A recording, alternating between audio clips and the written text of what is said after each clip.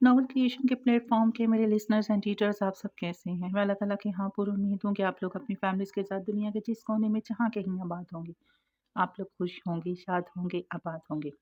अल्लाह पाक आपको खुश रखे। इस वक़्त आप सब नॉवल क्रिएशन के प्लेटफॉर्म पर सुन रहे हैं नमल, नमर अहमद का लिखा हुआ एक खूबसूरत नॉवल। आइए शुरू करते हैं। हुँ। हाशिम ने सर इस बात में हिलाया। सादी आगे को झुका और उसकी आँखों में देखा। मैं आपको 60 करोड़ दूँगा। मुझे इजाज़त दीजिए कि आपके इस आधे मर्द जितने भाई का गला घोंटकर इसे पंखे से लटका दूं और कहूं कि ये खुदकुशी है। मंजूर है। कमरे का दर्जा हरारत बदल गया। नौशेरवां के बदन में शरारे दौड़े। वो भड़क कर खड़ा हुआ। आधा मर्द कि हाशिम ने हाथ उठाकर उसे थम जाने का इशारा किया और खुद सादी की तरफ देखा तो चेहरे पे बेपनाह सख्ती थी। मेरे भाई से तुम्हारा खानदान मुकाबला नहीं कर सकता, इसलिए कोशिश भी मत करो। बरहमी से चबा चबा कर वो बोला। साथ खड़ी जवाहरात भी आंखों में तपश लिए सादी को घूर रही थी।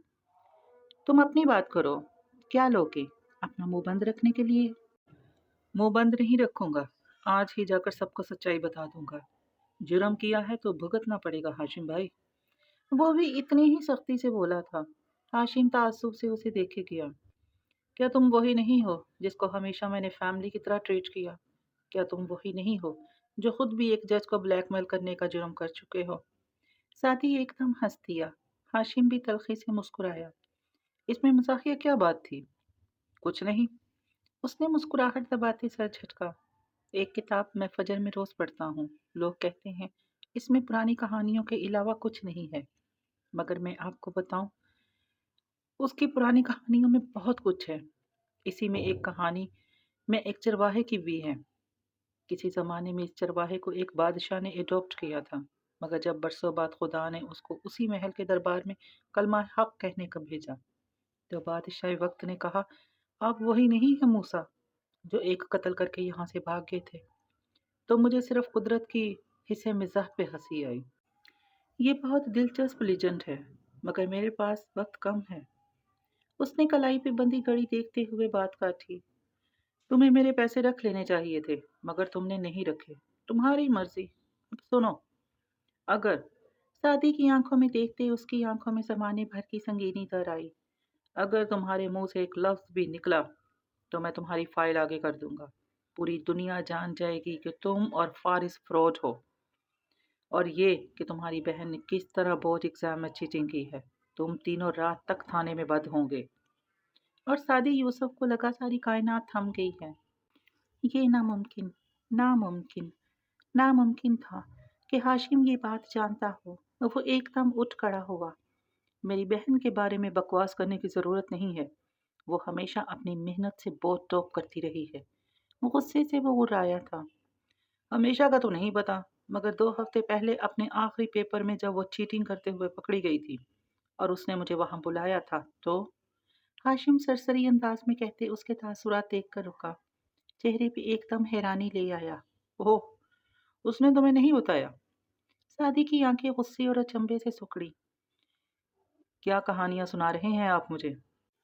सादी, जवाहरात ने मुस्कुराते हुए उसे पुकारा। तुम्हारी बहन 2 हफ्ते कबल सोनी की पार्टी की सुबह अपने पेपर के दौरान चीटिंग करते हुए पकड़ी गई थी और उसने हाशिम को मदद के लिए बुलाया था। तुम्हें तो हाशिम का एहसानमंद होना चाहिए कि उसने मामला रफा दफा कर दिया। सादी का गुस्सा बेयकीनी में बदलता गया। उसने बारी बारी उन सबके चेहरे देखे। मुझे आपकी किसी बात पे यकीन नहीं है। हाशिम ने जवाब देने की बजाय एक नंबर मिलाकर स्पीकर ऑन किया और मोबाइल को हाथ में घुमाते सादी को मुस्कुराकर देखते दूसरी जानिब जाती घंटी सुनने लगा। जी, अस्सलाम वालेकुम कारदार साहब। फ़ोन जल्द ही उठा लिया गया। वालेकुम अस्सलाम ख्वाजा साहब, कैसे मिजाज हैं? वो कह फ़ोन पे रहा था और देख सादी को रहा था। सादी खामोश था। चुपती मुश्तबा निगाहें हाशिम पे जमी थी। अल्लाह का करम है, आप सुनाइए।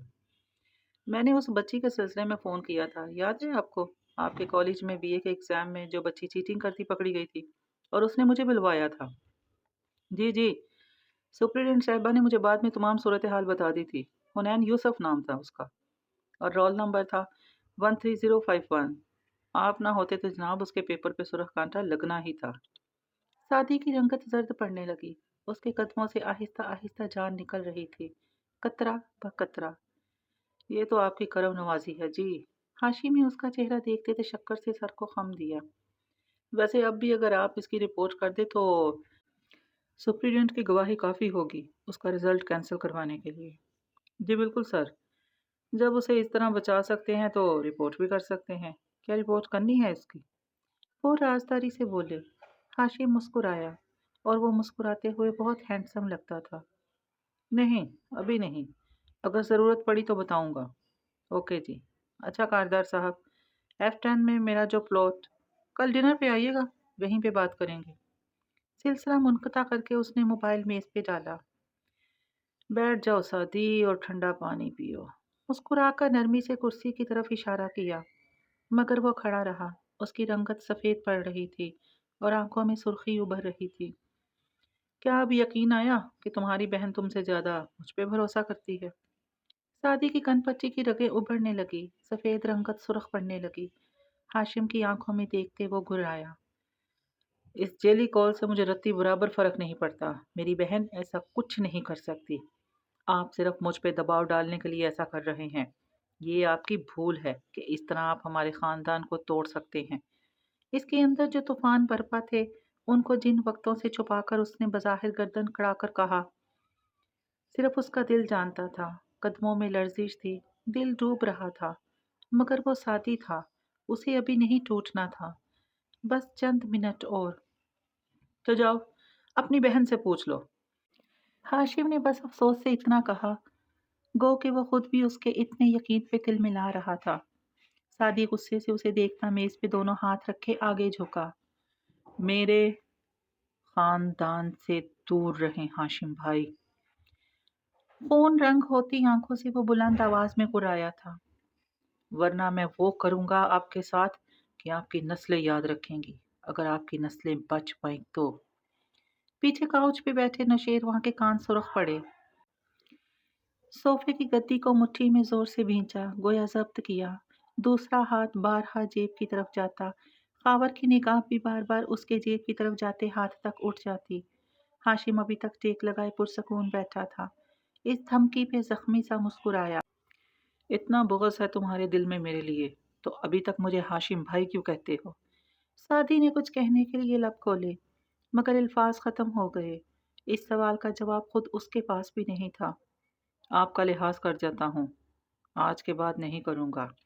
दोबारा मेरी बहन का नाम मत लेना। हाशिम कारदार।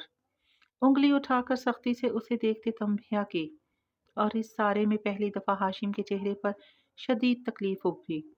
कहीं कुछ छन से टूट गया था, कभी न जुड़ने के लिए। जवाहरात ने वो तकलीफ देख ली थी, फौरन तप कर उसे मुहातिब किया। तो फिर जाओ और अपने खानदान की फिक्र करो, हमारी नहीं। सादी ने तनफ्फर से सर झटका। मोतु बगाइजुकुम। कुरान के दो अल्फाज बुलंद आवाज में पढ़े। मर जाओ अपने गुस्से में तुम लोग। कुर्सी को पैर से ठोकर मारी और सुरख आंखों से उन दोनों को घूरते मुड़ गया। हाशिम ने इसी ताज्जुब से उसे बाहर जाते देखा। दरवाज़ा बंद हुआ तो वो ताज्जुब और अफसोस से बोला, ये इतना बेवकूफ़ होगा मैंने नहीं सोचा था। नौशेरवां सादी के पीछे गया था। खावर भी एहतियातन जाने लगा, मगर हाशिम की बात ने उसे रोक दिया। मेरा नहीं ख्याल सर कि वो बेवकूफ़ है। जब उसे ऑडियो मिली मैंने कहा था ना, ये लड़का गड़बड़ है, मगर आपने तब भी इसे अंडर एस्टिमेट किया था। अब फिर आप वही कर रहे हैं। बस करो यार। हाशिम ने बेजारी से लैपटॉप खोलकर सामने किया। वो एक मासूम बच्चा है, मुझसे झूठ तो बोल नहीं सकता। देखा नहीं कैसे एक ही सांस में सब बता दिया। नाक से मक्खी उड़ाते हुए स्क्रीन की तरफ मतवज्जो हुआ। खावर ने बेचैनी से पहलू बदला, मगर वो खुद भी अभी समझ नहीं पा रहा था कि उसे क्या चीज तंग कर रही है। मुझे नहीं लगता वो सच बोल रहा था सर। मुझे लगता है वो अदाकारी कर रहा था। वो किसी और चक्कर में था। वो खुद भी मुतजब्ब था। जवाहरात ने उकताकर उसको देखते नाक से मक्खी उड़ाई। बहुत हो गया सादी नामा, अब बस कर दो। और हाशिम के सामने कुर्सी पे आकर बैठी, टांग पे टांग जमाई। गर्दन की माला के मोतियों पे उंगली फेरते सोचते हुए हाशिम को मुखातिब किया, क्या वो किसी को बताएगा? بتانا ہوتا تو اب تک بتا چکا ہوتا۔ اسے پتا ہے کوئی اس کا یقین نہیں کرے گا۔ ابھی غصے میں گیا ہے، ٹھنڈا ہوگا تو میں بات کروں گا اس سے، میں اسے سنبھال لوں گا۔ خاور یہ رپورٹ میں نے تمہیں کہا تھا کہ ہاشم نے اسکرین پر کچھ دیکھتے خاور کو اشارہ کیا تو وہ جو گاہے بگاہے بند دروازے کو بے چینی سے دیکھ رہا تھا، بادل نخواستہ اس کے قریب آ گیا۔ جواہرات موبائل نکال کر میز چیک کرنے لگی۔ وہ تینوں اس تماشے سے ساؤنڈ پروف دروازوں کے باعث بے خبر رہے جو باہر ہو رہا تھا اور جس کا خاور کو ڈر تھا۔ تم کو اپنی شکست دکھتی ہے یا میرے حوصلے سے خائف ہو؟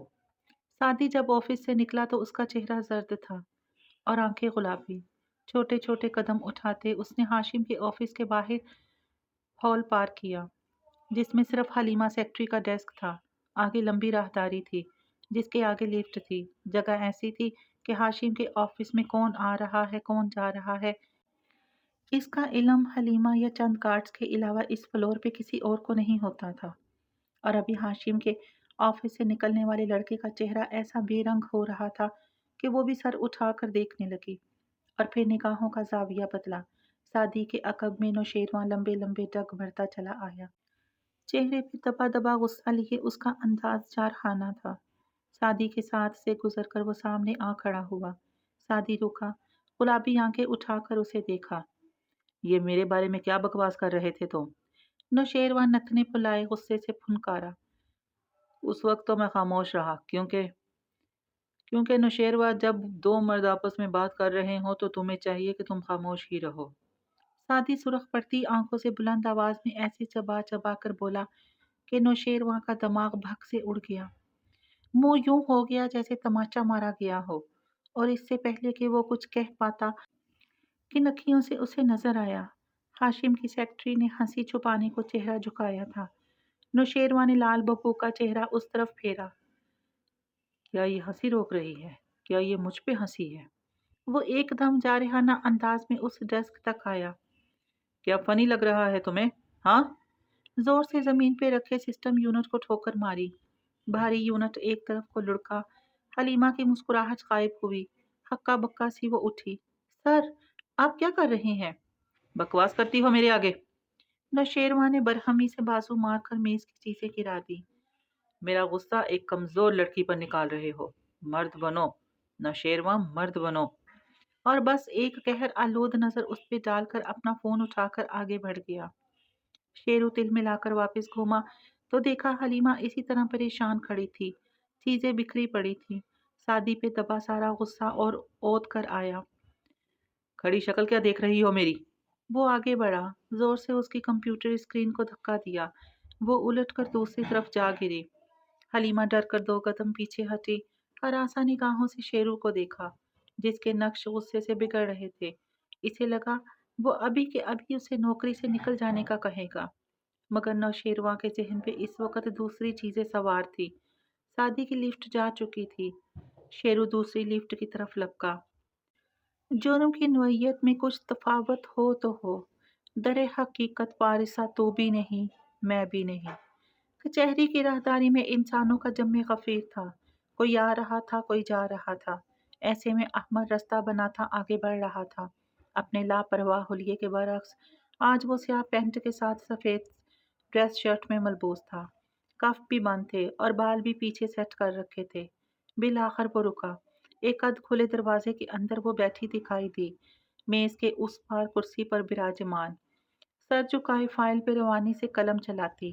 گھنگریالے بال کیچر میں آدھے بندے تھے اور ایک لٹ جھک کر فائل کو چھو رہی تھی۔ احمد فوراً سے دیوار کی اوٹ میں ہو گیا۔ چند لمحے کے لیے سوچتا رہا، یہ میری طرف سے غازی کی شادی کا تحفہ ہے، مگر وہ رکا۔ جب میں ٹریل کی غلط فہمی دور کر دوں گا اور اسے حقیقت بتاؤں گا کہ وہ میری غلطی تھی، ورنہ غازی نے اسے استعمال کرنے کی کوشش نہیں کی، تو وہ کیا کرے گی؟ سوچنے دو۔ دیوار سے ٹیک لگائے اس نے آنکھیں بند کی اور تصور کرنا چاہا۔ وہ دروازہ کھٹکھٹاتا ہے، زمر چہرہ اٹھا کر اسے دیکھتی ہے، چونکتی ہے۔ احمد شفیع۔ ابرو اٹھاتی ہے، پھر اندر آنے کے لیے سر کو خم دیتی ہے۔ وہ جھجکتا ہوا اندر داخل ہوتا ہے، تذب ذب سے سلام کر کے کہتا ہے، آپ کو شادی کی مبارک ہو۔ میں پہلے اس لیے نہیں آیا کہ آپ کا غازی سے کوئی رشتہ نہیں تھا، مگر اب رشتہ ہے، سو مجھے آپ کی یہ غلط فہمی دور۔ اور وہ بات کاٹ کر کہتی ہے، تمہید کاٹیں اور کام کی بات پہ آئیں۔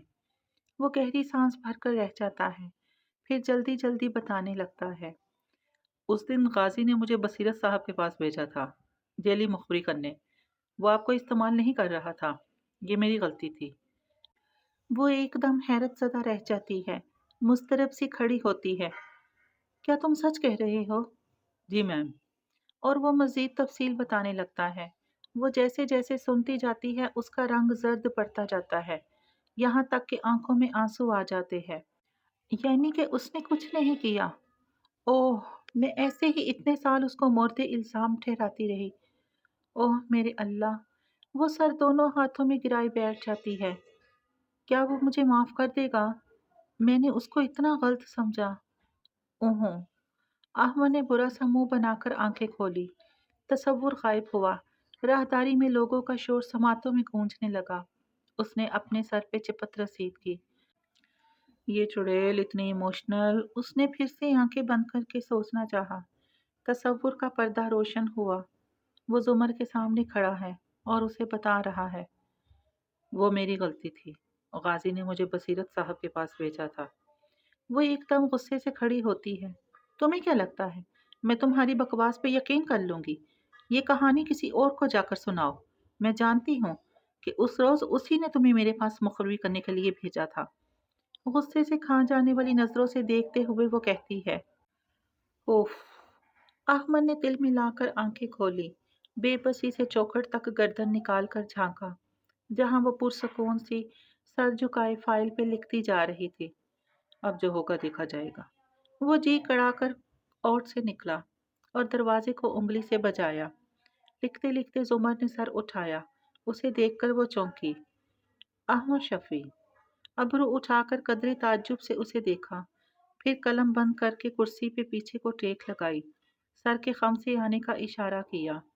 وہ متذبذب سا اندر داخل ہوا اور سلام کیا، تھوک نکل کر خشک گلا تر کیا۔ اس کے آئین سامنے آ کھڑا ہوا۔ میں آپ کو شادی کی مبارکباد دینے آیا تھا اور ساتھ میں ایک پرانی غلط فہمی بھی دور کرنا تھی۔ وہ خاموشی مگر نرمی سے اس کو دیکھتی رہی۔ وہ جیلی مخبری جو میں نے کی تھی، وہ مجھے آپ کے پاس جا کر نہیں کرنی تھی۔ غازی نے مجھے بصیرت صاحب کے پاس بھیجا تھا۔ وہ نہیں تھے تو میں نے آپ کو بتا دیا۔ یہ میری غلطی تھی۔ اس کو تو پتہ بھی نہیں تھا کہ میں اس طرح کر دوں گا۔ سانس روکے احمد نے رک کر اس کا چہرہ دیکھا۔ وہ چپ چاپ اسے دیکھتی رہی، پھر اسی پرسکون اور نرم انداز میں بولی، مجھے پتہ ہے۔ احمد کے سارے تصورات بھگ سے اڑ گئے۔ جی؟ وہ بے یقینی سے اسے دیکھنے لگا۔ آپ کو کیسے پتا؟ مجھ سے ہی تو آپ نے پوچھا تھا بصیرت صاحب کا۔ وہ نہیں تھے تو آپ نے مجھے بتا دیا۔ میں سمجھ گئی تھی۔ احمد تیزی سے 2 قدم آگے آیا۔ مطلب کہ آپ جانتی ہیں سب، تو پھر آپ غازی سے خفا کیوں ہیں؟ کیونکہ اس نے مجھے استعمال کر کے جیل توڑنی چاہی۔ ہلکے سے کندھے اچکا کر وہ اسی سکون سے بولی۔ احمد الجھن سے رک کر اسے دیکھنے لگا۔ مگر ابھی آپ نے کہا کہ آپ کو معلوم ہے کہ وہ میری غلطی تھی، تو؟ سمر چند ثانیے اسے دیکھتی رہی، پھر گہری سانس لے کر کرسی کی طرف اشارہ کیا۔ بیٹھیے احمد۔ اتنی عزت، کوئی اور وقت ہوتا تو وہ سوچتا، مگر ابھی وہ فوراً اسے کرسی سنبھال کر بیٹھا آگے کو ہوئے، بے چینی سے اسے دیکھا۔ آپ کے انداز سے لگتا ہے کہ آپ ہماری شادی کے بارے میں بہت کچھ جانتے ہیں۔ میں اپنے ذاتی معاملات یوں ڈسکس نہیں کرتی، مگر چونکہ موضوع آپ نے چھیڑا ہے اور اس سے آپ کا تعلق بھی ہے، اس لیے مجھے بتائیے، اس روز کیا تاریخ تھی جب آپ میرے پاس جعلی مخبری کے لیے آئے تھے؟ پتہ نہیں، وہ گڑبڑایا۔ اس روز 16 تاریخ تھی۔ کیا آپ کو یاد ہے کہ اس کے بعد فارس سے ملنے میں کس دن جیل آئی تھی؟ یقین کیجئے، جیل میں مجھے کیلنڈر نہیں دیا گیا تھا، گو کہ یہ میرے پریزن رائٹس کے خلاف تھا، مگر 21 میں 21 تاریخ کو دوبارہ جیل آئی تھی اور میں نے فارس کو بہت سنائی تھی، یعنی 4 دن بعد ठीक? जी, ठीक। वो तवज्जो से सुन रहा था। आपने किस दिन फारिस को बताया कि यह मुखबिरी आपने मेरे सामने की है? उसी दिन, 16 तारीख को। जाते साथ ही बता दिया। बहुत गुस्सा हुआ मुझ पे। उसने कहा कि वो आपको इस्तेमाल नहीं करना चाहता था और जोश से बोलते-बोलते वो रुका। ज़ुमर उदासी से मुस्कुराई और फिर फारिस ने क्या किया अहमर? और अहमर को लगा उसके मुंह पे चाबुक दे मारा गया हो। वो हुंकों की तरह ज़ुमर की शक्ल देखने लगा। फिर उसने गायब दमागी से दोहराया, आप मुझे ये बताने आए हैं कि वो बेकसूर है, क्योंकि उसने कुछ नहीं किया। मैं आपको बताती हूँ कि वो कसूरवार है, क्योंकि उसने कुछ नहीं किया। अहमर बस शल सा उसे देखे गया। क्या वो फारस की हिमायत में इतना अंधा हो गया था कि उसे सामने की बात नजर नहीं आई? 16 तारीख को आपने उसे बताया कि आपने मुझे इस्तेमाल किया है। मुझे अंदाजा था ये बात आप उसे जाते साथ ही बताएंगे। फिर आगे मैं आपको बताती हूँ कि क्या हुआ। वो तहम्मुल से कह रही थी। वो आप पे खफा हुआ, गुस्सा हुआ और फिर वो चुप हो गया। उसने कुछ नहीं किया। मैंने उसे 4 दिन दिए। अंगूठा बंद करके 4 उंगलियां दिखाईं। 4 दिन, ताकि वो अपनी गलती को दुरुस्त कर ले। मुझे यकीन था कि ये सिर्फ एक गलती है। 18 तारीख को उसे जुडिशनल रिमांड की तौसीक़ के लिए अदालत लाया गया। कॉरिडोर में मैंने उसे गुजरते हुए देखा। अभी चंद रोज पहले ही तो उसने मुझे वहां रोककर कहा था कि वो बेगुनाह है, मगर 18 तारीख को वो मुझे देखकर खामोशी से गुजर गया। मैं इंतजार करती रही। एक दफा वो कहते, ये अहमद की गलती थी, हम आपको इस्तेमाल नहीं कर सकते, मगर उसने प्लान जारी रखा। उसने प्लान जारी रखा। अहमद अहमद बिल्कुल लाजवाब सा होकर उसे देख रहा था। ये वो वक्त था जब मैंने 2.5 साल तक उसकी बात नहीं सुनी, क्योंकि मुझे डर था मैं उसे माफ़ कर दूंगी, और जब वो मेरे सामने आया तो मैंने शायद उसे माफ़ कर भी दिया था। मैं उसके केस की खुद तहकीक करने जा रही थी। मैं सब कुछ अपने हाथ में लेना चाहती थी। मेरा दिमाग कहता था, वो इतने गवाह जिन्होंने उसे गन लेकर होटल के कमरे में जाते देखा है, जिन्होंने उसे अपने भाई के हॉस्टल के कमरे से रात को निकलते देखा है, वो सब सच कह रहे हैं। मगर दिल कहता था मैं उसे एक चांस और दूं, और मैंने दिया। अहमद साहब, मैंने उसको 4 दिन दिए कि वो अपनी गलती दुरुस्त कर ले। ठीक है, उसे नहीं पता था, मगर जब पता चल गया तब क्या किया उसने? क्या मुझे बताया कि हम रोड्स नहीं जेल तोड़ रहे हैं? क्या सोचा कि फरार के बाद मेरा क्या बनेगा? मैं एक औरत हूँ। एक औरत के साथ ये पूरी कचहरी क्या करेगी? उसको मालूम था सब, मगर उसने कुछ नहीं किया। उस दिन मैंने हमेशा के लिए फारिस पे एतबार करना छोड़ दिया था। अब मुझे उस पे एतबार ही नहीं रहा। फिर भी जब मैं उसके पास गई तो उससे कहा कि तुमने अपने साइड कुक अहमद के अब्रू भींचे को मेरे पास भेजा, तो ये कहते हुए भी मेरी ख्वाहिश थी कि वो कह दे, मुझे तो नहीं पता, मैंने तो कुछ और कहा था। मगर उसने पलक तल नहीं झपकी। यानी वो जानता था कि आप मुझे कह आए हैं, और उसने कुछ नहीं किया, माफ़ी भी नहीं मांगी। अहमद, क्या उसे मांगनी नहीं चाहिए थी? अहमद का सर खुद ब खुद इस बात में हिला। उसने शायद इसलिए वो ठहर गया। सारी दलीलें ख़त्म हो गई। बेबसी से उसने जुमर को देखा।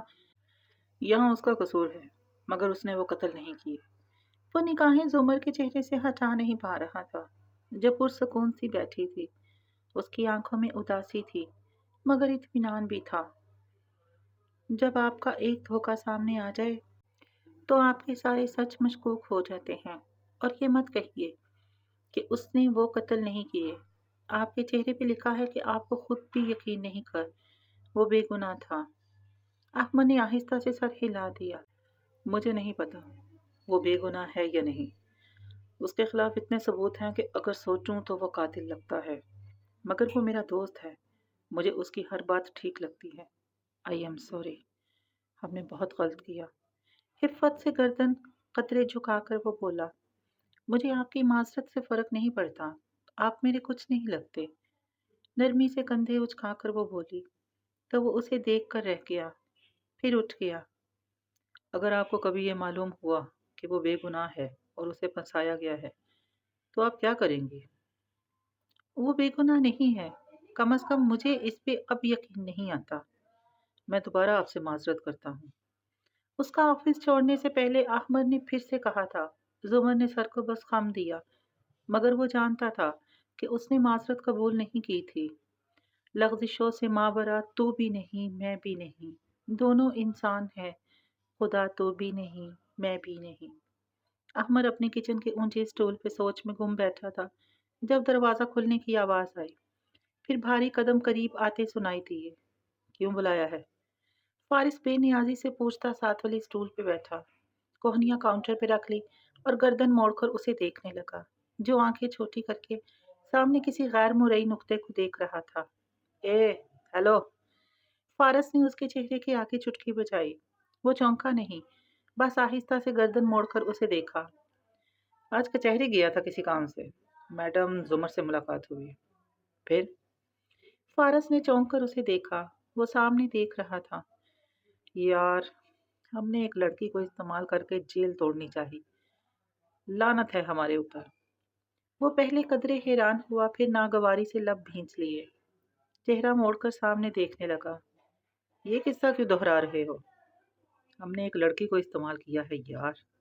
وہ سخت پرملال تھا۔ ایک منٹ، میں نے تمہیں دوسرے وکیل کے لیے پیغام دیا تھا، یہ تمہاری غلطی تھی۔ خفگی سے اس نے بات کاٹی۔ اور پھر تم نے کیا کیا؟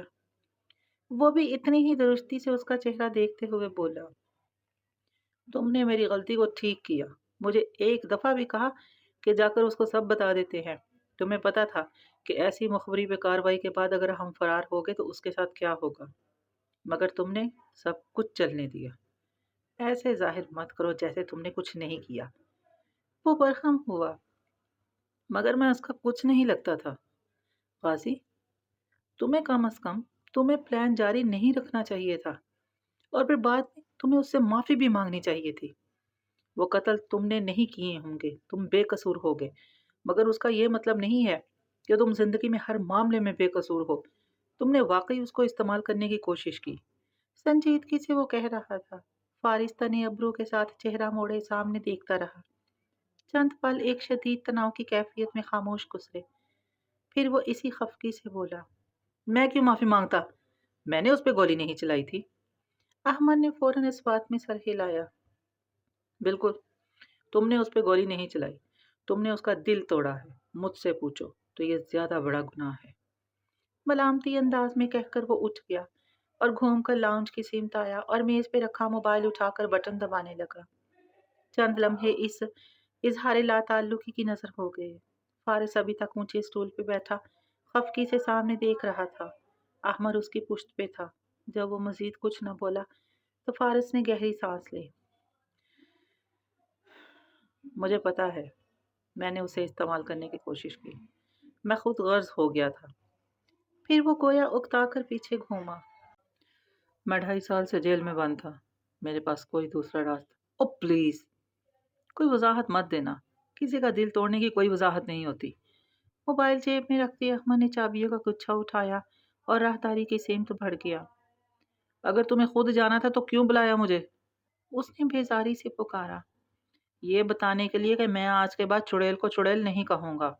دراصل آج مجھے اندازہ ہوا کہ وہ اتنی بری نہیں ہے جتنی کورٹ میں مجھے لگا کرتی تھی۔ اور ہاں، دروازہ کھولتے کھولتے وہ رکا، مڑ کر سنجیدگی سے دور بیٹھے فارس کو دیکھا۔ میرا خیال ہے وہ جو تمہارے ساتھ کر رہی ہے، تم وہ ڈیزرو کرتے ہو۔ پھر الوداعی انداز میں ہاتھ ہلایا اور باہر نکل کر دروازہ بند کر دیا۔ بدتمیز!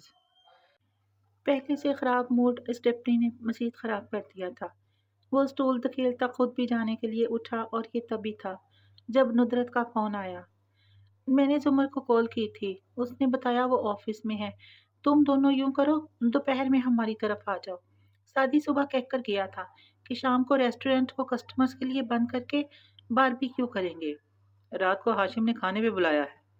میں نے زمر سے بات کر لی ہے، وہ کہہ رہی ہے ہاشم سے معذرت کر لے گی، تم بھی آ جاؤ۔ اور ندرت عزلت میں فون کاٹ گئی۔ فارس نے بیزاری سے موبائل کو تکا۔ اگر ہاشم سے معذرت ہی کرنی تھی تو میرے سامنے ہاں کرنے کی کیا ضرورت تھی؟ بے حد برے موڈ میں وہ وہاں سے نکلا تھا۔ سانس روکے کھڑا تھا ملک الموت۔ سامنا دیپ کو ہوا کا تھا۔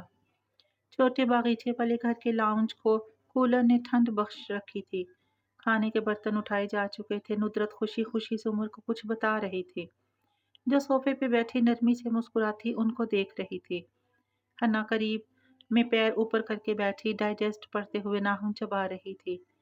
فارس کو دیکھو، آیا ہی نہیں، کب سے فون کیا تھا اسے؟ ندرت نے گھڑی دیکھتے ہوئے قدرے خفگی سے کہا۔ زمر با دقت مسکرا پائی۔ شادی کب آئے گا؟ موضوع تبدیل کیا۔ پتہ نہیں، آج کسی کام سے گیا تھا، شاید دیر ہو جائے۔ اور آئین اسی وقت بیرونی دروازہ کھلنے کی آواز آئی۔ ان تینوں نے بے اختیار اس طرف دیکھا۔ وہ شاید تیزی سے اندر آیا تھا، اس لیے اگلے ہی لمحے راہداری عبور کر کے چوکھٹ پہ آن رکا۔ کوٹ پہنا ہوا تھا مگر ٹائی ڈھیلی تھی، بال قدرے بکھر چکے تھے اور دھوپ کی تمازت سے چہرہ تمتمایا ہوا لگ رہا تھا۔ ماتھے پہ پسینہ بھی تھا مگر یہ اس کا حلیہ نہیں، کچھ اور تھا جس کے باعث وہ سب اس کو دیکھنے لگے۔ جارحانہ انداز اور آنکھوں میں دبا غصہ۔ زمر کو دیکھ کر وہ چوکھٹ پہ تھما، سرخ خسیلی آنکھوں سے حنا کو دیکھا، گردن ترچھی کر کے اشارہ کیا۔ بات سنو میری۔ نہ سلام نہ کچھ۔ حنین کے رسالہ پکڑے ہاتھ نم ہونے لگے، چہرہ بے رنگ ہوا۔ بھائی کو پتہ چل گیا۔ حنا 1.5 برس کی محنت کے بعد بھی اپنا اعتبار کھونے سے نہیں بچا سکی۔ سب بکارت کیا، اس کا دل ڈوبنے لگا۔ زمر کی نظروں نے سادی سے حنین کے چہرے تک کا سفر کیا، جو ایک دم پریشان نظر آنے لگی۔ سادی کہہ کر رکا نہیں، مڑ گیا۔ حنا مرے مرے قدموں سے اٹھی اور اس کے پیچھے گئی۔ سادی؟ ندرت نے فکر مندی سے پکارا مگر اس نے نہیں سنا۔ وہ کمرے میں آیا، کوٹ اتار کر کرسی پہ ڈالا اور پلٹا تو حنا انگلیاں مروڑتی اس کے سامنے آ کھڑی ہوئی۔ سادی نے دروازہ پاؤں سے دھکیل کر بند کیا اور اس کی جانب گھوما۔ دروازہ چوکھٹ سے ابھی 4-5 انچ دور تھا جب باہر سے زمر نے ہینڈل تھام لیا۔ ذرا سی درز باقی رہ گئی۔ تمہارے آخری پیپر میں جو لو اسکول میں تھا کیا ہوا تھا؟ ہاں کیا ہوا تھا؟ وہ تیش سے اسے گھورتے 2 قدم مزید قریب آیا۔ حنا نے ڈرتے ڈرتے پلکیں اٹھائی۔ آپ کو کس نے بتایا؟ حنین، میں نے تمہیں تھپڑ رکھ کر مارنا ہے اگر تم نے مجھے سیدھی طرح پوری بات نہ بتائی تو۔ تم چیٹنگ کرتے پکڑی گئی تھی اور تم نے ہاشم کو بلایا تھا، ہاں؟ حنین کی سادی کا چہرہ تکتی آنکھیں نم ہوئی۔ ذرا سا اس بات میں سر ہلایا، سادی کے قدموں تلے زمین سے رکھنے لگی۔ ہاشم سے ہی کہہ رہا تھا۔ اس کے کان سرخ ہوئے۔ تمہارا بھائی مر گیا تھا جو اس گھٹیا آدمی کو بلایا تم نے؟ وہ بے حد غم و غصے سے دھاڑا تھا۔ تمہیں کیا پرابلم ہے اس بات سے؟ زمر ٹھنڈے انداز میں کہتی اندر داخل ہوئی۔ حنا نے نم آنکھوں سے چونک کر اسے دیکھا۔ وہ حنین کے سامنے آ کھڑی ہوئی، سادی کے مقابل۔ زمر، میں اپنی بہن سے بات کر رہا ہوں، آپ درمیان میں مت آئیں۔ اس نے غصے کو ضبط کرتے بامشکل لحاظ کیا۔ وہ سینے پہ بازو لپیٹے وہیں کھڑی رہی، ہلی بھی نہیں۔ مگر میں تم سے بات کر رہی ہوں۔ ہاشم کو بلانے کے لیے میں نے کہا تھا اسے، اس نے پہلا فون مجھے کیا تھا۔ سادی کی آنکھوں میں دیکھ کر اسی سکون سے بولی۔ حنین کا دل دھک سے رہ گیا۔ مجھے پتا ہے آپ جھوٹ بول رہی ہیں، آپ کو اس بات کا علم بھی نہیں تھا۔ وہ اتنے ہی غصے سے بولا، شاید تم بھول گئے ہو کہ میں تم سے 8 سال بڑی ہوں، اس لیے پہلی بات مجھ سے ذرا تمیز سے بات کرو۔ دوسرا یہ کہ مجھے تم سے جھوٹ بولنے کی ضرورت نہیں ہے۔ میرا فون ریکارڈ چیک کر لو بے شک۔ سادی کے تنے کندھے قطرے ڈھیلے پڑے مگر غصہ بھری آنکھوں میں شکوک و شبہات لیے وہ زمر کو دیکھتا رہا۔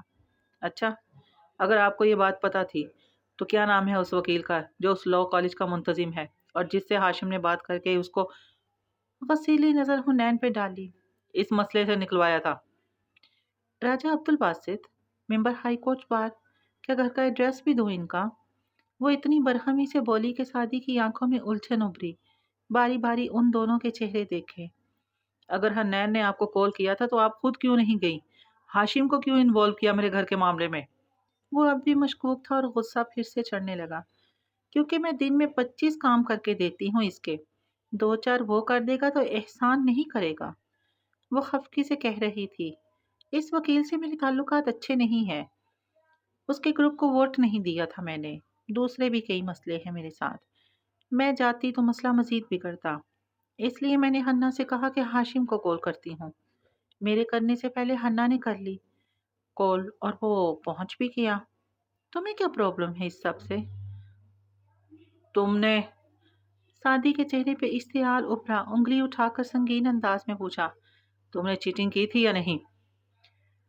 اور یہ وہ سوال تھا جس کا جواب زمر کو بھی معلوم نہیں تھا، سو وہ اسی اطمینان سے حنین کی طرف گھومی۔ بولو بھی حنین، اپنی پوزیشن کلیئر کرو، کھا نہیں جائے گا وہ تمہیں۔ اور حنین جو اس وقت مختلف کیفیات کا شکار ہو رہی تھی، اس کا دل بھر آیا، آنکھوں سے آنسو ٹپ ٹپ گرنے لگے۔ میں نے چیٹنگ نہیں کی تھی، پچھلی لڑکی نے ٹیشو میں نقل لکھ کر مجھے دی کہ اگلی کو دوں، وہ ٹیشو میرا نہیں تھا، نہ میں نے کچھ پڑھا اس میں نے تو صرف ٹیشو پاس کیا تھا، ممتحن نے مجھے دیکھا اور دوسروں کو نہیں، بس مجھے اٹھا دیا اور پھر وہ سارا واقعہ واضح واضح بتانے لگی۔ تمہیں پتا تھا اس ٹیشو میں کیا لکھا ہے؟ وہ سختی سے پوچھ رہا تھا، اور ایک یہی نقطہ تھا جہاں پہنچ کر پچھلے 2 ہفتے سے حنین کا دل ڈوبتا تھا۔ مجھے پتا تھا مگر، اور سعدی نے بیزاری سے سر جھلایا۔ تمہیں پتا تھا اور پھر بھی تم نے ٹیشو آگے پاس کیا، تم نے ان کی اعانت کی، تم ان کی چیٹنگ میں شریک بنی۔ نفی میں سر ہلاتے اس نے غصے اور صدمے سے حنا کو دیکھا، جس کے آنسو مزید تیزی سے گرنے لگے تھے۔ تم نے مجھ سے وعدہ کیا تھا حنین۔ اچھا، اگر تم اس کی جگہ ہوتے تو کیا کرتے؟ زمر نے اس کی توجہ حنین سے ہٹائی۔ میں اسی وقت کھڑا ہو کر وہ ٹیشو ممتحن کے حوالے کر دیتا۔ آنت جرم کرنے کے برابر ہوتی ہے۔ تم ایسا کر بھی سکتے ہو کیونکہ تمہارے ساتھ کمرہ امتحان میں لڑکے ہوتے جو تھانے چلے جائیں، پرچہ کٹ جائے اور 3 سال امتحان نہ دے سکیں تو کوئی قیامت نہیں آتی، مگر حنا کے ساتھ لڑکیاں تھیں اور ان کی عزت اگر خاک میں ملے تو پورا خاندان تباہ ہوتا ہے۔ سعدی، کیا یہ ان 2 لڑکیوں کو ایک غلطی کی اتنی بڑی سزا دیتی؟ وہ تیز لہجے میں اس سے مخاطب تھی، ساتھ ہی آنکھوں میں بے پناہ برہمی تھی۔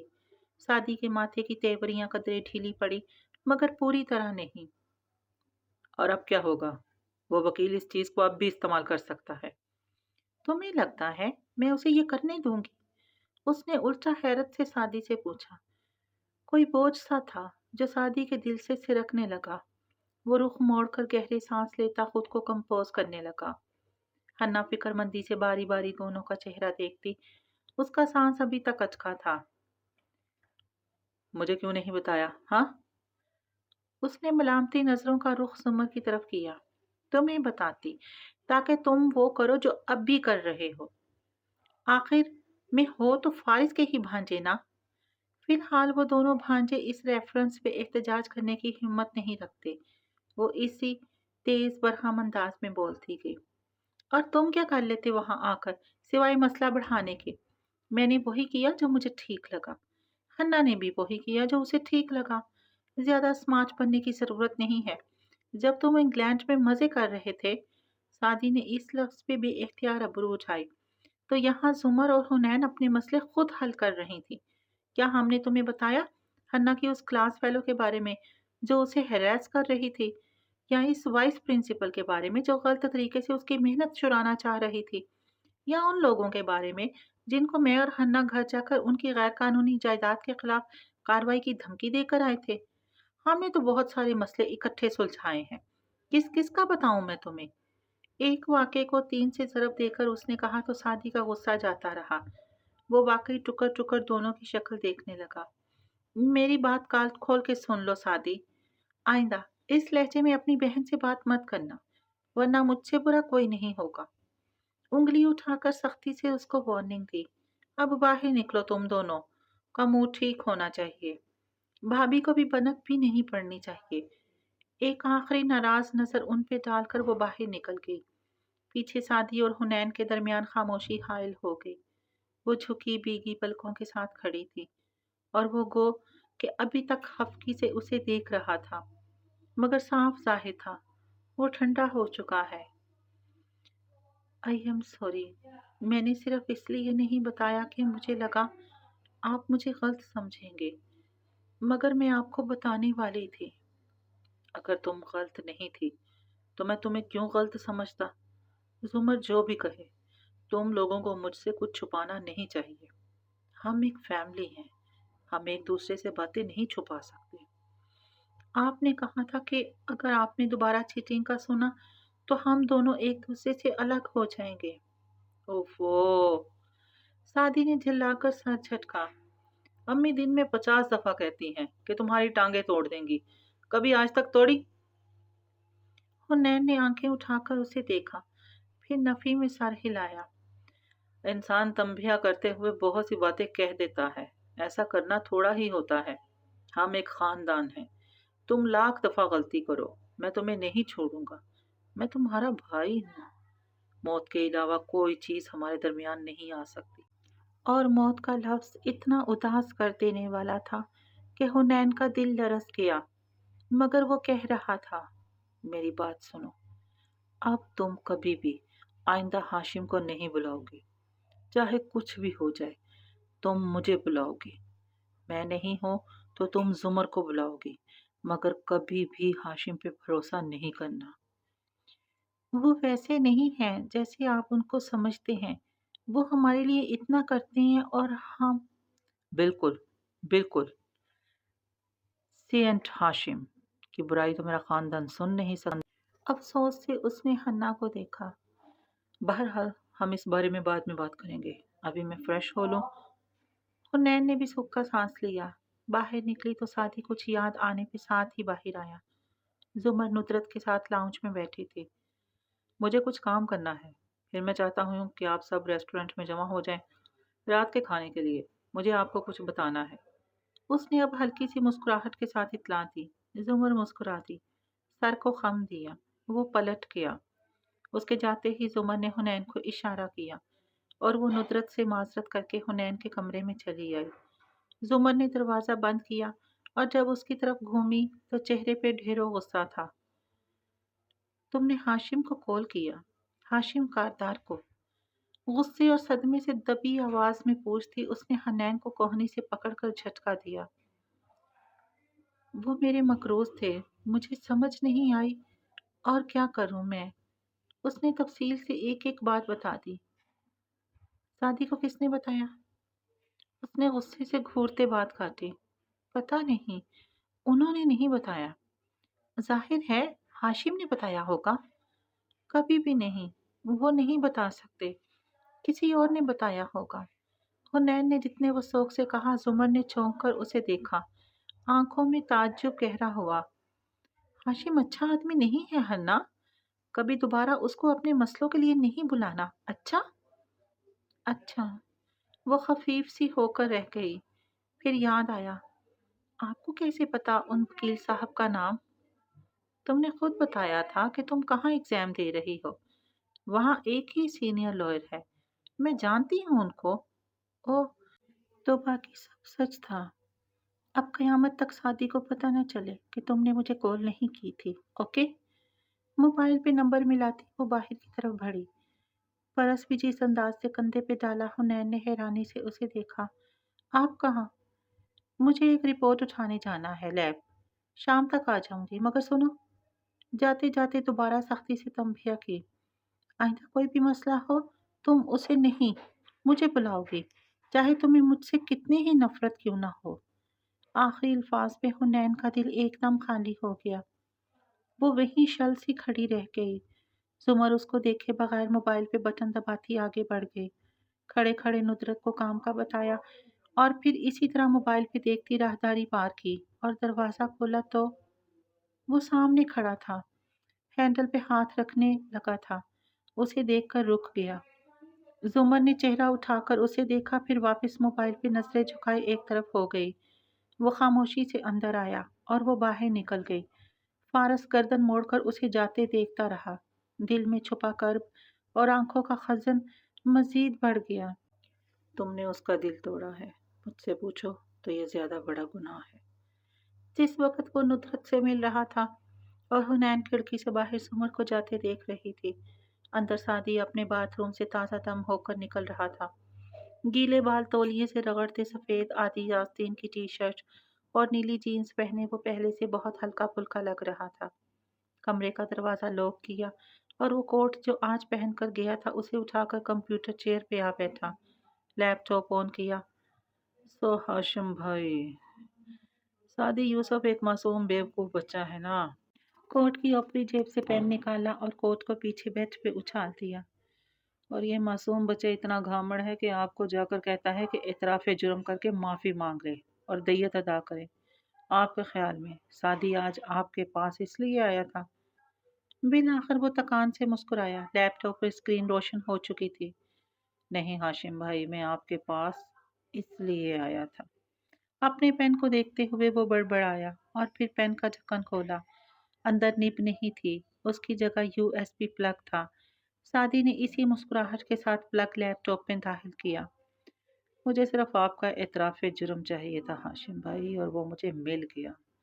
पेन लैपटॉप में लग चुका था और अब वो स्क्रीन पे वो दिखा रहा था जो इसमें लगे नन्हे कैमरे ने रिकॉर्ड किया था।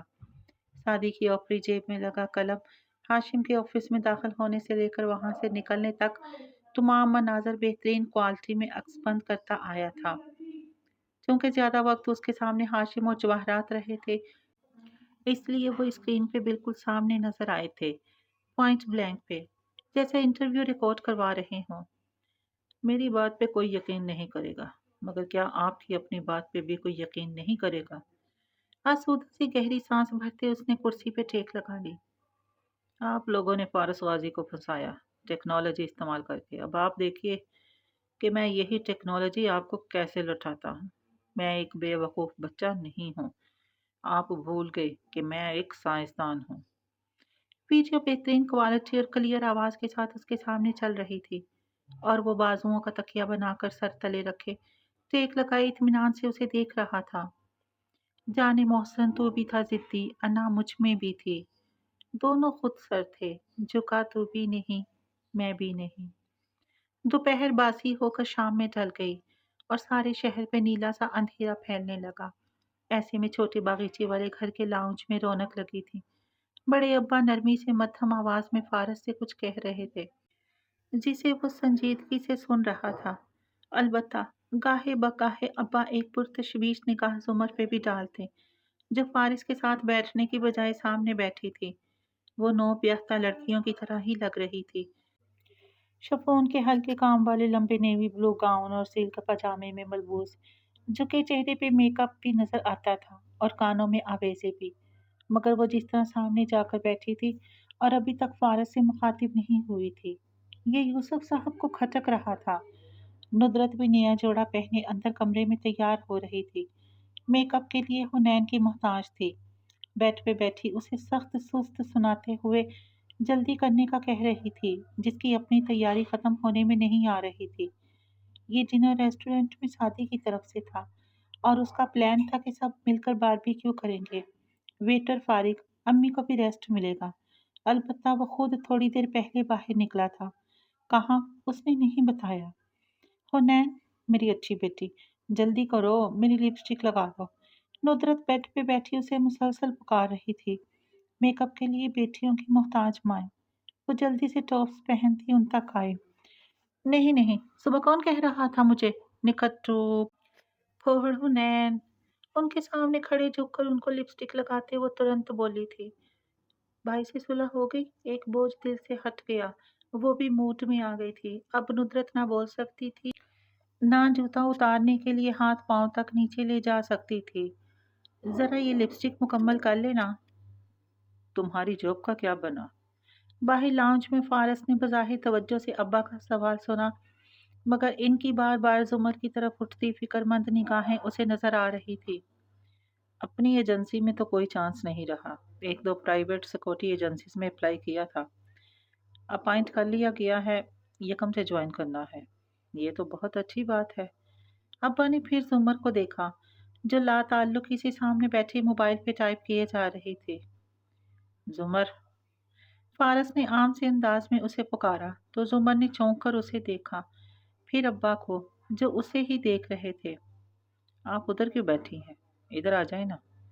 उसने बड़े सोफे पे अपने साथ खाली नशिस्त की तरफ इशारा किया। बड़े अब्बा खामोशी से जुमर को देखे गए। उसने जैसे ढेरों गुस्सा जब्त किया। बादिक्कत मुस्कुराई, अलबत्ता आंखों में फारस के लिए शदीद तपश थी। सॉरी, मैं आप लोगों को वक्त नहीं दे पा रही, कुछ ही मेल्स करना थी। बज़ाहिर मुस्कुराकर कहती वो उठी और जब उसके साथ बैठी तो दरमियान में नामहसूस सा फासला रखा। बड़े अब्बा गौर से उसके चेहरे के उतार चढ़ाव देख रहे थे। सादी क्या कह रहा था, कब आएगा वो? फारस ने चेहरा मोड़कर उसे मुखातिब किया, साथ ही आंखों से इशारा किया। बड़े अब्बा दूसरी सिमत बैठे थे, उसके मुड़े चेहरे के तासुरात नहीं देख सकते थे। वो उसे अब्बा के सामने मुखातिब कर रहा था, उसे जवाब देना था। वो अभी आ जाएगा थोड़ी देर तक। अंदर उठते उबाल को दबाकर वो मुस्कुराकर बोली। अब्बा के चेहरे पे इत्मीनान सा छाने लगा। अंदर से आती नुदरत चलने का कहने लगी तो वो इसी तरफ देखने लगे। जुमर ने उसे तेज नजरों से घूरा, मगर वो इसी संजीदगी से वापस अब्बा की तरफ मतवज्जो हो गया। वो टांग पे टांग जमाए फिर से मोबाइल देखने लगी। अलबत्ता अंदर कोई उबाल सा उठने लगा था। ये सब इतना आसान नहीं था जितना शुरू में लगा था। चलें, हम रेस्टोरेंट चलते हैं, सादी वहीं आ जाएगा।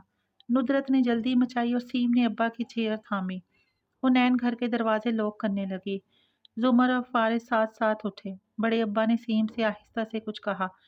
वो मुड़कर इन दोनों को देखने लगा, फिर जल्दी से हुनैन से कैमरा ले आया।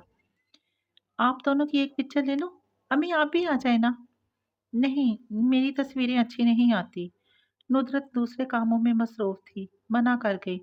जुमर ने भी इनकार करने को लब खोली, फिर किन अखियों से देखा। अब्बा इसी जानिब देख रहे थे।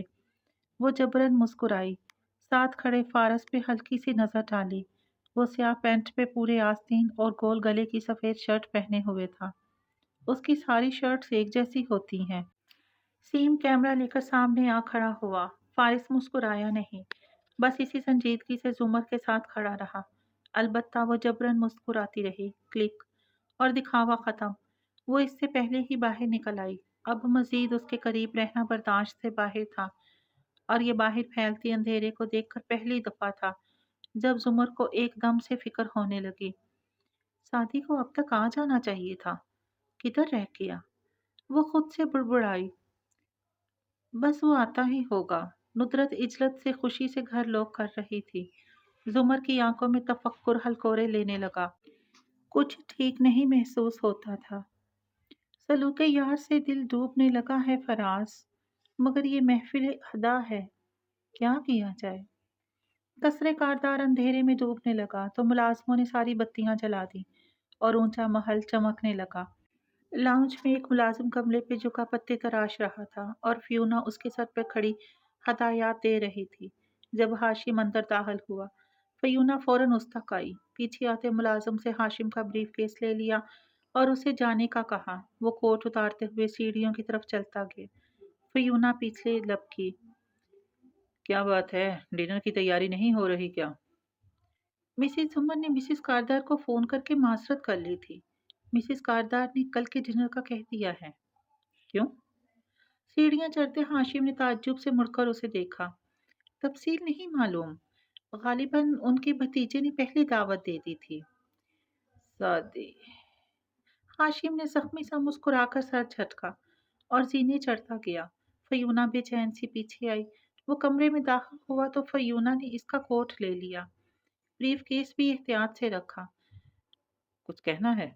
वो टाई ढीली करके उतारते हुए दूसरे हाथ में मोबाइल निकाल कर देखने लगा। जी, मगर आप किसी को नहीं बताएंगे कि आपको मुझसे मालूम हुआ है। वो मुस्तरब सी उसके सामने खड़ी सर झुकाई कह रही थी। बोलो।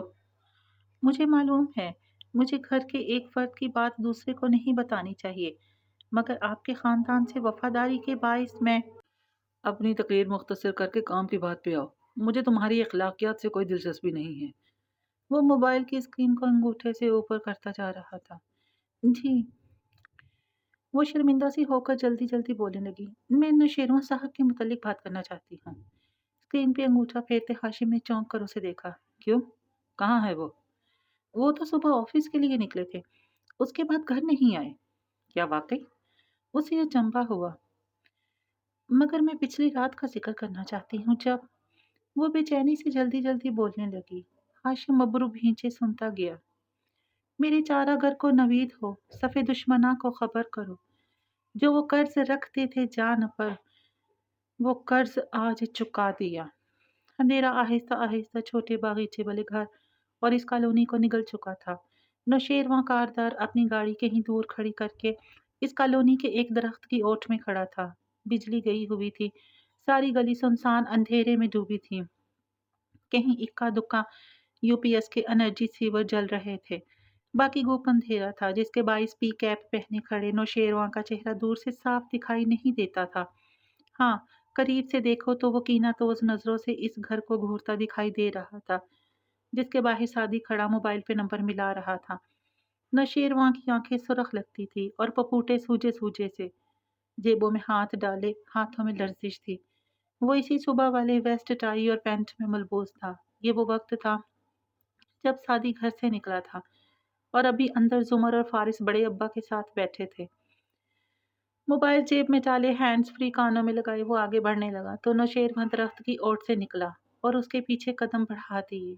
सादी जीन्स की जेबों में हाथ डाले, लबों में कोई मध्यम सी चींची गुनगुनाता मगन सा चलता जा रहा था।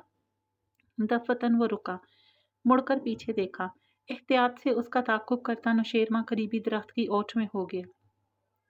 वहां हर घर के आगे पौधे या दरख्त थे।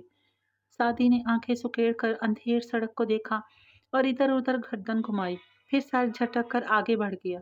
नौशेरवां दरख्त के अकब से निकला और एहतियात से फासला रखे फिर इसका ताकुब करने लगा। सादी यूसुफ चलता गया, मोड़ मुड़कर पिछली गली में आ गया। ये भी तारीकी में डूबी थी। नौशेरवां यहाँ भी उसके पीछे चलता रहा। उसके दिल में हर उठते कदम के साथ जोश और उबाल बढ़ता जा रहा था। एक लावा था जो फटने को बेताब सा था। तीसरी गली में मुड़ने से कबल सादी ने फिर रुककर पीछे देखा। उसकी आंखों में अचंभा सा था। गली वीरान और खाली थी। दूर शायद किसी मोटरसाइकिल के चलने की आवाज सुनाई दी। वो सर झटक कर फिर से आगे बढ़ गया। एक गली से निकलकर वो अगली गली में मुड़ जाता। चंद मिनट बाद नौशेरवां ने चौंक कर इधर उधर देखा। ये वही गली थी जहां से वो अभी 5 मिनट पहले निकले थे। उसे एहसास हुआ कि वो इन्हीं 3-4 गलियों में ही फिर रहे थे। क्या इसे अंदाजा हो गया था कि कोई उसका पीछा कर रहा है? नौशेरवां की आंखों में बरहमी दर आई। अंदर ही अंदर शदीद तिलमिलाहट हुई। उसने अपना और सादी का दरमियानी फासला बढ़ा दिया। दफतन सादी एक गली का मोड़ मुड़कर दूसरी में चला गया तो वो बेकदमों उस मोड़ तक आया। अगली गली सुनसान थी, खाली, वीरान। सादी कहीं नहीं था। Damn it! गुस्से से उसका चेहरा सुर्ख पड़ने लगा। वो इधर उधर घूमा, आगे पीछे फिरा। मुकम्मल अंधेरा। इस गली में कोई बत्ती ना थी, सिवाय 2-3 घरों के। सड़क के इतराफ के बाकी तमाम प्लाट्स पे ज़ीर तामीर मकान थे या महज सरिये खड़े थे। दिन में यहाँ मजदूर होते और रात में महज जिन्नात। नौशेरवां इस गली की चौड़ी सड़क के वस्त में खड़ा शदीद झुंझलाहट से आगे पीछे एक एक घर में झांक रहा था। वो कहाँ गया? उसने पूरी गली अबूर की। अंधेरे के बावजूद इतराफ में वो इतना देख सकता था कि सादी उधर नहीं था। दूर कहीं राहगीर बोलते हुए गुजर रहे थे। 2-4 गलियां छोड़कर सड़क से ट्रैफिक की आवाजें भी आ रही थीं। ऐसे में उसने रुककर सादी की कोई चाप सुननी चाहिए, मगर पसे मंजर की आवाज़ों के बायस ये नामुमकिन था। वो फिर से पिछली गली में आया, शदीद तिलमिलाहट और अंदर उबलते गुस्से से आगे पीछे झांका, मगर नहीं, सादी जिस गली में गुम हुआ था वो वही होगा। चंद मिनट साया करके नौशेरवां वापस इस ज़ीरे तामीर मकानों वाली वीरान और अंधेर गली में आया। सड़क के वस्त में खड़े हुए उसने इधर उधर देखकर अंदाजा करना चाहा कि वो कहाँ गायब हुआ था। तभी दूर कहीं मोबाइल की घंटी बजी। अगले ही लम्हे वो बंद कर दी गई, मगर नौशेरवां के लबों पे भी एहतियार मुस्कुराहट उमड़ आई। वो आवाज़ दाईं तरफ के एक ज़ीरे तामीर मकान से आई थी। सादी अपना फ़ोन साइलेंट करना भूल गया था। नौशेरवां ने जेब से पिस्तौल निकाला और उसे एक हाथ में पकड़े एतमाद से कदम उठाता उस घर तक आया। घर का गेट लग चुका था, मगर अंदर बरहाना ईंटों की इमारत के दरवाजे खिड़कियां अभी निदारत थे। गेट के करीब आकर उसने गर्दन ऊंची करके झांका। वहाँ बजरी और सीमट के ढेर के साथ पोर्च में सादी खड़ा था, मुंह दूसरी तरफ था। क्या तुम मुझसे छुप रहे थे? तंजिया अंदाज में उसे पुकारते वो गेट को धकेल कर अंदर दाखिल हुआ। पांव से गेट वापस धक्का देकर बंद किया। सादी जो पुश्त किए खड़ा था मुड़ा। उसकी निगाहें पहले नौशेरवां के हाथ में पकड़े पिस्तौल तक गई और फिर उसकी आंखों तक। तुम क्या कर रहे हो यहाँ शेरू? बज़ाहिर इत्मीनान से कहा। मैं तुम्हें तुम्हारा कारमा देने आया हूँ। पिस्तौल के नाल बाजू लंबा करके उसकी तरफ बुलंद की। सफ़ेद टी शर्ट में मलबूस छोटे कटे घुंघरियाले बालों वाला लड़का उदासी से मुस्कुराया। मैंने कभी किसी की जान नहीं ली। मेरा कारमा मुझे गोली के जरिए देने आए हो। तुम इसी काबिल हो। इस पे पिस्तौल ताने नौशेरवा की आंखों से शरारतें फूट रहे थे। बहुत दफ़ा मैंने तुम्हें बर्दाश्त किया, सोचा हाशिम भाई संभाल लेंगे तुम्हें, मगर नहीं सादी। तुम्हारा एक ही हल है, इसके अलावा तुम किसी और तरीके से हमारी जिंदगियों से नहीं निकलोगे। तुम वाकई मुझे मारने आए हो? अब्रू उठाकर हल्की मुस्कुराहट के साथ उसने ताज्जुब का इजहार किया। उसे मालूम था शेरू कभी इस पे गोली नहीं चला सकता। शेरू इसका दोस्त रहा था। हाँ, ताकि तुम मुझे मजीद नुकसान ना दो। मैंने तुम्हें कभी नुकसान नहीं दिया, नौशेरवां। नरमी से कहते हुए सादी का हाथ अपनी जेब की तरफ रेंग रहा था। ज्यादा स्मार्ट बनने की कोशिश मत करो। अपना मोबाइल निकाल कर जमीन पे फेंक दो। पिस्तौल को मजीद ताने शेरू ने बरहमी से कहा। सादी ने गहरी सांस ली, मोबाइल निकाला और झुककर जमीन पे रखा। जुमर की कॉल आ रही थी, मगर वो सीधा हो गया।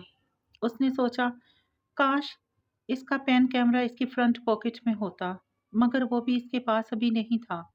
निहत्ता सादी यूसुफ अब नौशेरवा की तनी पिस्तौल के सामने खड़ा था। मेरा कसूर क्या है?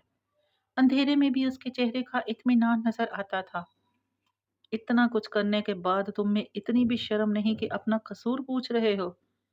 सदमे और गुस्से से सामने खड़े नौशेरवा की आवाज कपकपाई। तुमने मेरी जिंदगी की हर खुशी स्पॉइल की। तुमने मुझसे मेरा भाई छीना, मेरी माँ का एतबार छीना। मेरा बाप इस हालत में मरा कि वो मुझसे नफरत करता था, सिर्फ तुम्हारी वजह से। बफरे हुए अंदाज में कहते उसकी आवाज बुलंद हुई। आंखों की सुर्खी और तैश बढ़ रहा था। मैंने हमेशा तुम्हारे साथ अच्छाई की है शेरू, बकवास नहीं करो। वो गुर्राया। आज तुम अपना मुंह बंद रखोगे, आज तुम मुझे सुनोगे। ओके शेरू। सादी ने सर को तस्लीमन खम दिया। अलबत्ता पहली दफा उसके चेहरे पे छाया इत्मीनान कदरे परेशानी में बदलता नजर आया था। मेरा नाम नौशेरवां है, वो गुस्से से फैली आंखों के साथ चिल्लाया। पिस्तौल हनूज तान रखी थी। मुझे इस नाम से मत पुकारो जिससे मेरे दोस्त पुकारते हैं। तुम मेरे दोस्त नहीं हो, तुम एक एहसान फरामोश आदमी हो। तुमने मेरा हर रिश्ता खराब किया है। तुमने मेरा और शीरी का ताल्लुक भी खराब किया है। मैंने शरीन से? अपनी बकवास बंद रखो सादी। गजबनाक होकर उसने क्लिक के साथ पिस्तौल लोड किया। सादी को सुरख बत्ती जलती बुझती महसूस होने लगी। तुमने शीरी को ब्लैकमेल किया। तुमने मेरे और उसके हर मुमकिन ताल्लुक को खराब किया। तुम हमेशा मेरे साथ यही करते हो। तुम इस काबिल नहीं हो कि तुम्हें जिंदा छोड़ा जाए। मुझे तुम्हारे और शीरी के बारे में कुछ नहीं पता, मगर मैंने उसे ब्लैकमेल नहीं किया। मैं मजीद कोई सफाई नहीं दूंगा, मगर तुम मुझसे मेरी जिंदगी नहीं छीन सकते। वो संजीदा नजरें नौशेरवां पे जमाए ठहरे हुए लहजे में कह रहा था। ये जिंदगी अल्लाह ने मुझे दी है। किसी इंसान को हक नहीं है कि वो मुझसे मेरी जिंदगी छीने।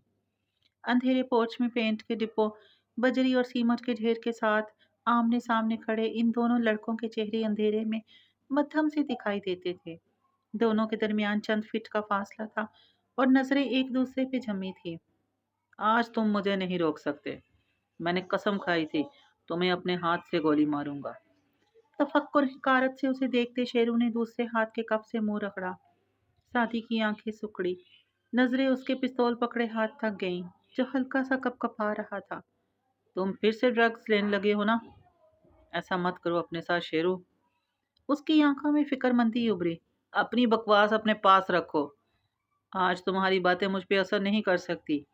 آج تم نے اپنے ہر عمل پہ مہر لگا دی ہے۔